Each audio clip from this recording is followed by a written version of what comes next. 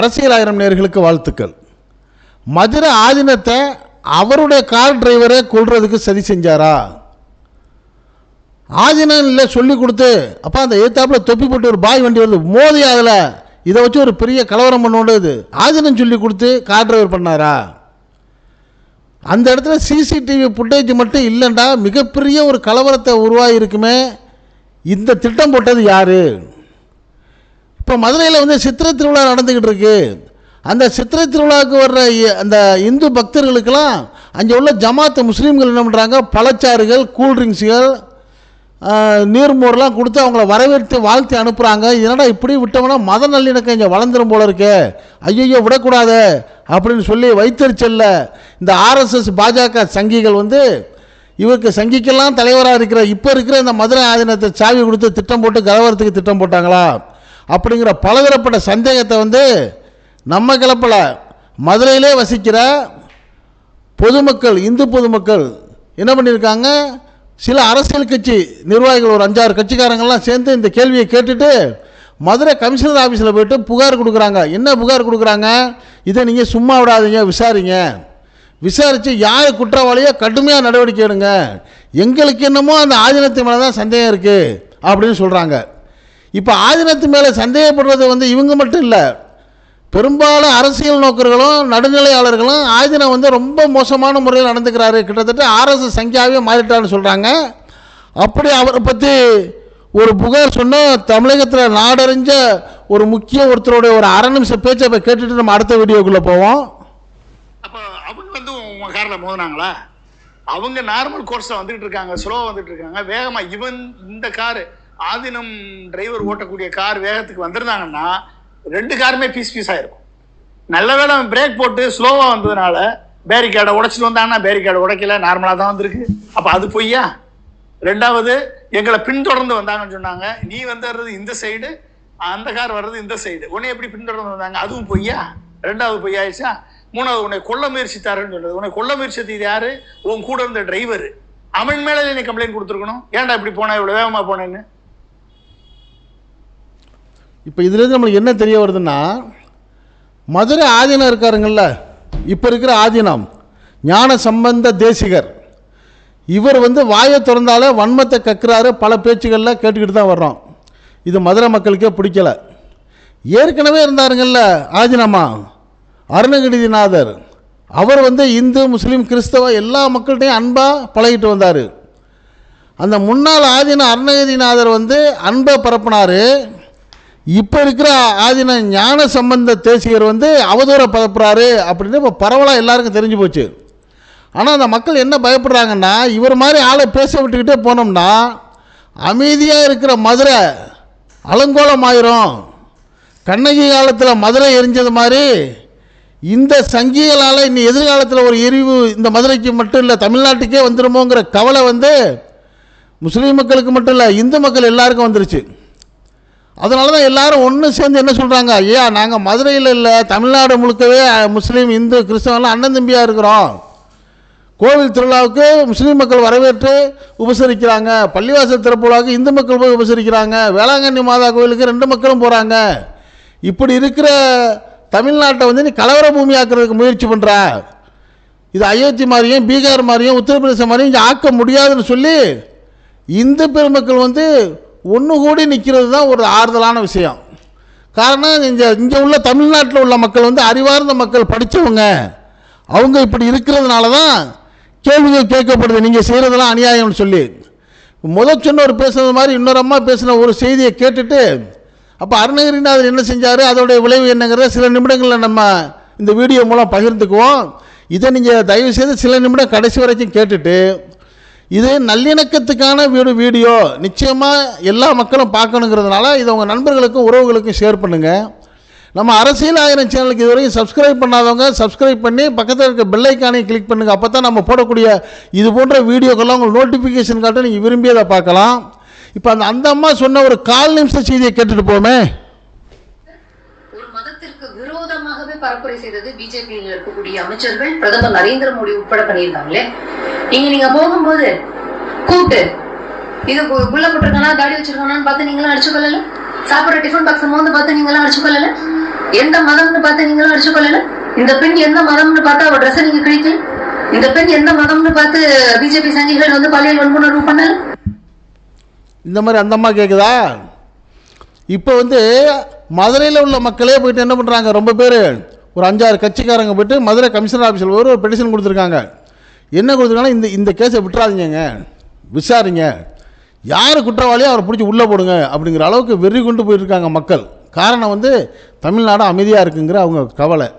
சரி, இந்த கவலைக்கு என்ன காரணம், இதுக்கு அதாவது முகாந்திரம் என்ன அப்படிங்கிறத பார்க்குறப்ப இப்போ இருக்கிற இந்த மதுரையுடைய ஆதீனம் இந்த ஞான சம்பந்த தேசிகர் வந்து வாயை திறந்தாலே வன்மமாக பேசக்கூடியவர். அவர் என்ன பண்ணுறாரு, ஒரு மாநாட்டுக்காக காரில் போயிடாரு. போகிறப்ப உளுந்தூர்பேட்டை கிட்ட போகிறப்ப ஒரு சம்பவம் நடக்குது. இந்த ஆதீனம் என்ன சொல்கிறாங்க கேட்டுட்டு அப்புறம் நம்ம அந்த விளக்கத்துக்கு வருவோம். அதையும் ஒரு 1/2 நிமிஷம் கேட்டுருங்களேன். மதுரையிலிருந்து காலையில் 5:30 மணிக்கு பூஜை முடிச்சுட்டு 6 மணிக்கு கிளம்பி வந்துக்கிட்டு இருந்தோம். உளுந்தூர்பேட்டையிலேருந்து இப்படி திரும்புகிற இடத்துல நாங்கள் வந்து கொஞ்சம் பேரடி கார்டன் வச்சுருக்காங்க, அதை இடிச்சுக்கிட்டு நடுவை வந்து ஒரு இடி இடிச்சோன்னே நில குழஞ்சி போயிட்டோம். நான் அப்படி மயக்கமாக இருந்துச்சு. அப்புறம் இவர் தான் இது பார்க்குறதுக்குள்ள தொப்பி தாடி அவ்வளோதான். வண்டிக்கு நம்பர் பிளேட் இல்லை, நம்பர் பிளேட் இல்லை. இன்ன வரைக்கும் இந்த லோக்கல் லிமிட்டில் கம்ப்ளைண்ட் ரிஜிஸ்டர் ஆகல. அதான் சொல்லிட்டேன்ல, சிசி கேமரா வச்சு அரசாங்கம் தான் கண்டுபிடிக்கணும். தாடி சிசி கேமரா வச்சு அரசாங்கம் அவ்வளவுதான் சொல்லிட்டேன்ல. எதானே கேட்டேன், எதான் சிறுபான்மையருக்கு சலுகை, சிறுபான்மையருக்கு தான் எங்களுக்கு வேணும், பெரும்பான்மையருக்கு ஓட்டு வேண்டாமா? என்ன கேள்வி? ஃபார்ச்சுனர் கார் இருக்கு, ஆமா, ஒரு வலிமையான கார். மாருதியில வந்து தப்பிச்சோம். எந்த வேகம் மாருதி வச்சு அதை இடிக்கணும். ஐயா நீங்க இருக்கீங்க, ஒண்ணுன்னா 2 இருக்கு, வேற மாதிரி பேச. உடனே ஜமால்ச்சிக்கிட்டு சொல்கிறாரு, நீ வேறு மாதிரி பேசிப்பான்னு அவருடைய பிஏ பேச விடுறாரு. இப்போ என்ன சொல்கிறாரு இவர் அருணகிரிநாதர், என்ன சொல்கிறாரு, சாரி ஞான சம்பந்த அவதூறு ஆதீனம் என்ன சொல்கிறாரு, நான் மதுரையிலேருந்து போனேன், 5 மணிக்கு பூஜையெல்லாம் பண்ணிட்டு போனேன். அந்த உளுந்தூர்பேட்டை 4 ரோடு சந்திக்க போகிறப்ப வேகமாக ஒரு கார் வந்து எங்கள் காரில் மோதி எங்களை கொல்ல பார்த்துச்சுங்க. இது யார், தொப்பி வச்சுக்கிட்டு தாடி வச்சுக்கிட்டு, அவர் யாரை சொல்கிறாரு, ஒரு சமுதாயத்தை அடையாளம் காமிச்சு சொல்கிறாரு. அப்படி சொன்னால் இங்கே கலவரம் வந்துருன்னு அவர் நினைக்கிறாரு. நல்ல வேளை அந்த இடத்துல என்ன ஆயிடுச்சுன்னா, சிசிடிவி ஃபுட்டேஜ் ரொம்ப தெளிவாக இருக்குதுங்க. அதாவது மண்டையில் இருக்க கொண்டைய மறந்த மாதிரி. ஏற்கனவே நம்ம எல்லாம் ஒரு சினிமா படத்தில் பார்ப்போம். வடிவேல் என்ன பண்ணுவார், 4-5 ஆளுகளை பிடிச்சிக்கிட்டு, டேய் உஷாராக இருங்கடா, இப்போ ஒருத்தர் மோட்டர் சைக்கிளில் யாராச்சும் வருவான், டேய் நீ போய் குறுக்க திடீர்னு விழுகணும், நாங்கள் எல்லாரும் அவனை மறிச்சு ஏன்டா ஏற்றி கொண்டு விட்டியடா, காயமாச்சாடான்னு சொல்லி அவனை பணம் பறிப்போம் அப்படின்னு சொல்லி ஒரு பையனை ரெடி பண்ணுவார். அவன் என்ன பண்ணுவான், ஒருத்தர் மோட்டர் சைக்கிளில் வந்துக்கிட்டு இருப்பார், ஒரு 10 அடி தள்ளியே போய் விழுந்துருவான். அவன் டக்குனு 30 அடிக்கு தள்ளி பிரேக் போட்டு நிறுத்திடுவான். எல்லாரும் ஓடி போய் அவனை பிடிச்சிக்கிடுவாங்க. அவன் சொல்லுவான், நான் சம்மந்தம் இல்லாமல் எங்கேயே நிற்கிறேன், என்ன பிடிக்கிறாம, நீ தான் அடிச்சுவிட்ட, சேதப்படுத்திவிட்ட அப்படின்னு சொல்லி பிளாக்மெயில் பண்ணுவாங்க. இந்த சிரிப்பை எல்லாரும் பார்த்துருக்குறோம். அந்த கதையாக இவர் என்ன திட்டம் போட்டுக்கிட்டு போனாருன்னே தெரியல. இது 2 திட்டம் இருக்கிறதுக்கு வாய்ப்பு இருக்குங்கிறாங்க. திட்டம் 1, இந்த அவதூறு ஆதீனத்தை கொல்லணுண்டு அவர் டிரைவரே திட்டம் போட்டிருப்பார். திட்டம் போட்டு அவர் என்ன பண்ணியிருக்கணும், டிரைவர் வலது பக்கம் இருப்பார் காரில், இடது பக்கம் வந்து சீட்டில் வந்து ஆதீனம் உட்காந்துருப்பார். இவருக்குள்ளே ஏதாச்சும் ஒரு கான்ட்ரவர்சி இருந்துக்கிட்டே இருந்திருக்கும். வேகமாக போயிட்டு பாரிக்கோட்டில் ஒரு குத்துனோம்னா லெஃப்ட் சைடில் இருக்க ஆதீனம் காலி ஆகிடுவார். நம்மளுக்கு 2 பெனிஃபிட் 1, நம்ம நினச்ச மாதிரி ஆதீனத்தை காலி பண்ணிட்டான். 2வது வந்து இந்த பழியை தூக்கி யாராச்சும் ஒருத்தன் தலையில் போட்டு நம்ம தப்பிச்சுக்கிட்டு தான், நம்ம டிரைவர் தானேன்னு சொல்லி அந்த டிரைவர் வந்து கொலை முயற்சிக்கு திட்டம் போட்டிருக்கணும். இதுங்கிறதா ரொம்ப பேருடைய சந்தேகம். இப்போ எல்லாரும் அதை தான் சொல்கிறாங்க. ஏன்னா 4 ரோடு சந்திக்கிற இடம், அப்படி போகிற இடத்துல வந்து ஏன் அந்த இடத்துல அவ்வளோ ஸ்பீடாக போனார் அந்த டிரைவரு அப்படிங்கிற ஒரு கேள்வி. 2வது கேள்வி என்னென்னா, அவங்க என்ன சொல்கிறாங்க, அந்த ஆதீனம் சொல்கிறாரு என்னை பின்தொடர்ந்துக்கிட்டே வந்தாங்கங்கிறார். எப்படி பின்தொடர்ந்து வந்தார், ஆதீனம் காரு இப்படி போகுது, அங்கேருந்து அவர் சொன்ன அந்த குல்லா போட்ட ஒரு காரு அந்த ரோட்லேருந்து வருது, அது எப்படி பின்தொடர்ந்து வர்றது? அவங்க 2 பேரும் சந்திக்கிற நேரங்களே சில நிமிடங்கள் தான். இந்த சில நிமிடங்கள் எப்படி பின்தொடர்ந்து வந்தாலும் சொல்கிறாரு, அது பொய்யுங்கிறது ப்ரூஃப் ஆயிடுது. ப்ரூஃப் நம்பர் 2, அந்த காருக்கு நம்பர் பிளேட் இல்லைங்கிறாரு. நம்பர் பிளேட் அந்த காரில் இருக்குது. அதுக்கு என்ன இன்னொரு உதாரணம், இந்த டிரைவர் என்ன பண்ணுறாரு, வேகமாக போயிட்டு அந்த காரை மோத போகிறாரு. நல்ல வேளை அந்த முஸ்லீம் என்ன பண்ணுறாரு, சுதாஜிக்கிட்ட பிரேக் போட்டு அடித்து நிறுத்திடுறாரு காரை. அதனால் இவர் நினச்ச மாதிரி காரை போய் அடிக்க முடியலை. கொஞ்சம் முன்னாடி மட்டும் தட்டி அந்த காரோட நம்பர் பிளேட்டை உடஞ்சி கீழே விழுகுது. இதெல்லாம் சிசிடிவியில் தெரியுது.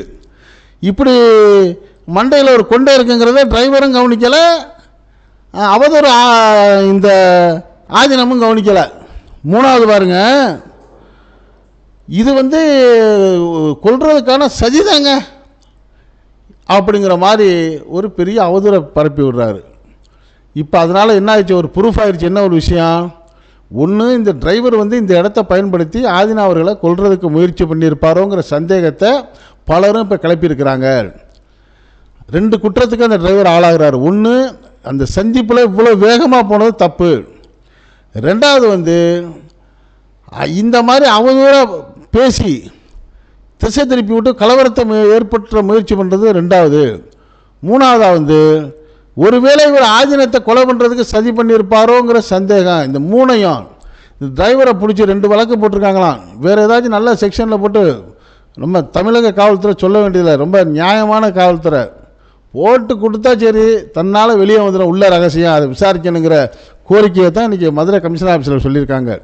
இன்னொரு பக்கம் எல்லாருக்கும் என்ன ஒரு சந்தேகம்னா, இந்த ஆதீனம் இருக்காருங்கள்ல, அவதூறு ஆதீனம், இவர் பொதுவாகவே ஆதீனம்லாம் உருவானது எதுக்குன்னா தமிழ் வழி வழிபாடு, இந்த அதாவது சனாதன கொள்கைக்கு எதிராக, இந்த ஆர்எஸ்எஸ் பாஜக கொள்கைக்கு எதிராக தமிழகத்தில் இறை வழிபாடு இருக்கணும் அப்படிங்கிறதுக்காகத்தான் ஆதீனங்களை உருவாக்குனாங்க. அப்படி உருவான ஆதீனங்கள்லாம் மக்களை ஒற்றுமைப்படுத்தவும் நல்லிணக்கத்தை ஏற்படுத்தவும் இந்து மக்களுக்கு நன்மை செய்யவும் தான் பாடுபட்டுக்கிட்டு வந்துச்சு. அப்படி பாடுபடக்கூடிய ஆதீனங்கள் இன்னும் நிறையா இருக்குது. இதே மதுரையில் இதுக்கு முன்னாடி இருந்தாருங்கள்ல அருணகிரிநாதர், அவரெல்லாம் அப்படிப்பட்ட ஒரு நல்ல மனுஷன். வாயை திறந்தால் அன்பு வரும், அழகான வார்த்தைகள் வரும். நிறைய இஸ்லாமிய மேடைகளோட அவர் போய் பேசியிருக்காரு. ஆனால் இந்த ஆதீனம் பாருங்க, ஆதீனத்துடைய நோக்கம் என்ன, சனாதனத்துக்கு எதிரானது, ஆர்எஸ்எஸ் பாஜகவுக்கு எதிராக தான் உருவாக்கப்பட்ட ஆதீனங்கள் இன்னைக்கு இவர் மாதிரி ஆளுகளால் ஆர்எஸ்எஸ் பாஜக சங்கியாவே செயல்பட ஆரம்பிச்சிருச்சு. அப்போ இவருக்கு அசைன்மெண்ட் கொடுக்குறதுலாம் யாரு, இவரை பிடிச்சி விசாரிங்க, இவரை பிடிச்சி விசாரிச்சா எல்லா உண்மையும் வந்துடும் அப்படிங்கிற மாதிரி அந்த இந்து மக்களே பொங்கி எழுந்துட்டாங்க. மதுரையில் உள்ளவங்க அவங்க என்ன சொல்கிறாங்க, ஏற்கனவே அந்த மதுரையில் ஒரு பிரச்சனை வந்துச்சுங்கள்ல, அந்த இது திருப்பரங்குன்றம் சிக்கந்தர் மலை பிரச்சனை, அதை பிரச்சனையை உருவாக்குறதுக்கு மெயினாக இருந்தவரை இந்த ஆதீனம் தான். இவர் தான் ஆளுகளுக்கு காசு கொடுத்து ஆதீனத்துக்கு காசுகள் எடுத்து செலவழித்து கலவரத்தை தூண்டினவர். இவர் மதுரையில் ஏதோ ஒரு பெரிய பிரச்சனையை உருவாக்குறதுக்கு பிளான் இவர் மூலியமாக போடுறாங்க. இவர் அந்த பதவியை விட்டு விளக்குங்க, இவரையும் அதே மாதிரி பிடிச்சி கேஸ் நல்லா விசாரிச்சிங்கன்னா உண்மை வந்துடும், இவர் உள்ளதில்லைங்கன்னு நம்ம சொல்லலை, அங்கே உள்ள இந்து மக்கள் சொல்கிறாங்க. ஏன்னா அவங்களுக்கு பயம் வந்துருச்சு, ஆகா மதுரையை மறுபடி 10 எரிய வச்சிருவார் போல இருக்கே அப்படின்னு சொல்லி. இப்போ இந்த நல்ல வேலையாக அந்த இடத்துல சிசிடிவி ஃபுட்டேஜ் மட்டும் இல்லைன்னு வச்சுங்க, கதையை வேறு மாதிரி திருப்பி கொண்டு போய் பெரிய கலவரத்தை இவங்க ஈடுபடுத்தியிருப்பாங்கங்கிறதுக்கு முக்கியமான காட்சி யதார்த்தமாக அமைஞ்சு போச்சு. அந்த இடத்துல சிசிடிவி ஃபுட்டேஜ் இருந்தது. இப்போ அதை நம்ம காட்டுறோம், அதை நீங்கள் பாருங்கள், பார்த்தாலே உங்களுக்கு புரியும். சிசிடிவி ஃபுட்டேஜ்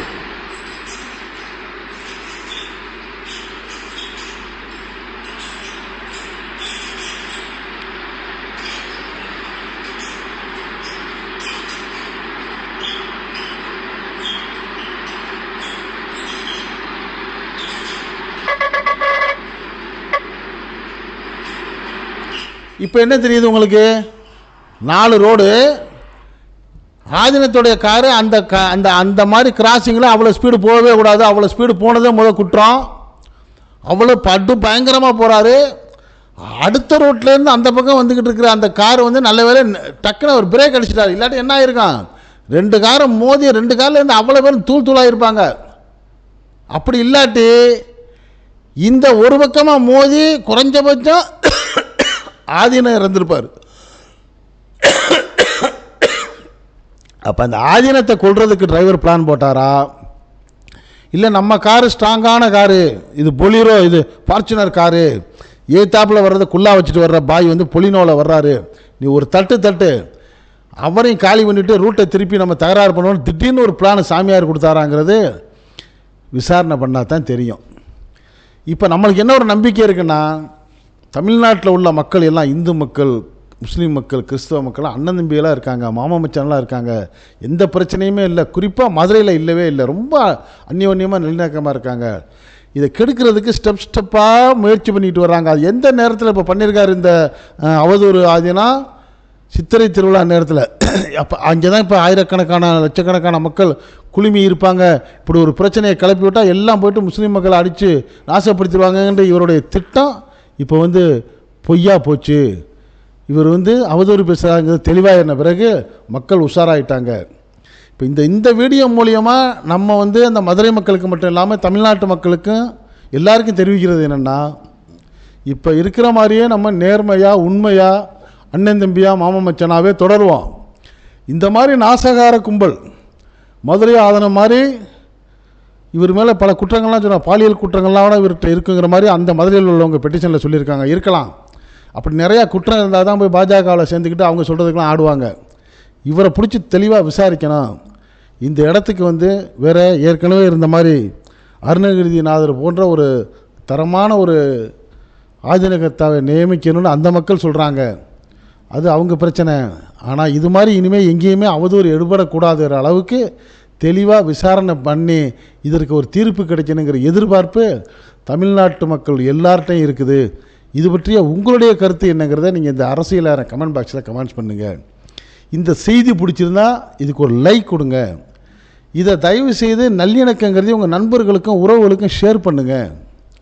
இது போன்ற நாட்டில் நாலா பக்கம் நடக்கக்கூடிய செய்திகளை எந்த விதமான இடைச்சர்களும் இல்லாமல் உள்ளது உள்ளபடி அப்படியே உங்கள் வீட்டுக்குள்ளே 4 சுவர்களுக்குள்ளே கொண்டு வந்து சேர்க்கக்கூடிய நம்ம அரசியல் 1000 சேனலுக்கு அவசியம் சப்ஸ்கிரைப் பண்ணுங்கள். மறக்காமல் பக்கத்தில் இருக்க பெல்லைக்கானை கிளிக் பண்ணுங்கள். அப்போ தான் நம்ம போடக்கூடிய ஒவ்வொரு வீடியோ உங்கள் நோட்டிஃபிகேஷன் காட்டும். நீங்கள் விரும்பிய செய்தியை பார்க்கலாம். என்று இணைந்திருப்போம். உங்கள் அன்பன் அஷ்ரஃப் அலி. நன்றி, வாழ்த்துக்கள்.